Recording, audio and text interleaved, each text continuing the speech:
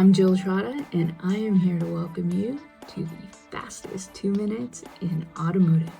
This is the rundown. Kevin, I'm seeing AI everywhere. It's all over the Facebook groups. I'm getting messages about it. And I actually saw that you're doing something pretty cool over at Shop-Ware with it.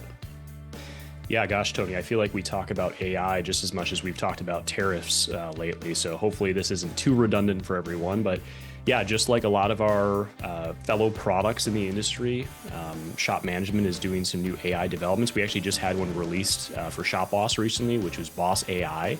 It takes the technician notes within the digital vehicle inspection, optimizes them for consumer use.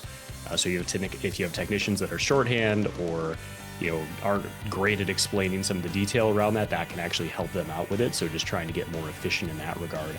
And speaking of which, the actual developer of Boss AI, Brian Robeson, is going to be giving an AI speech at SEMA this year. So any other information on that? Because I think you have someone from your organization as well. We do. So they finally released classes who they accepted. So like you said, we have two people speaking from Velo this year. So we have Brian Robeson, who's doing smart decisions with AI.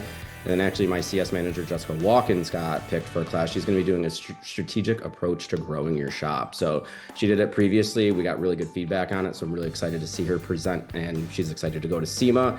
And speaking of SEMA, the board of directors is coming up. It seems like we're not that close, and yet we've already started planning for it, right? So two things to kind of recap the state of SEMA right now. The first is, if you are a SEMA organization, you can actually vote for the board of directors right now. That goes through June 2nd. Just go to SEMA.org and they'll have all the candidates you can learn about their pretty big election in this case, right? Because it's a lot of the different direction and strategy that SEMA puts out there in terms of who's on the board. So that's a big one.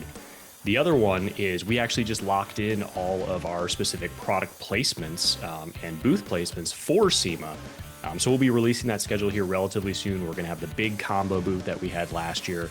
So we'll make sure to get all those details out there so that you can set up some pre-meetings with us.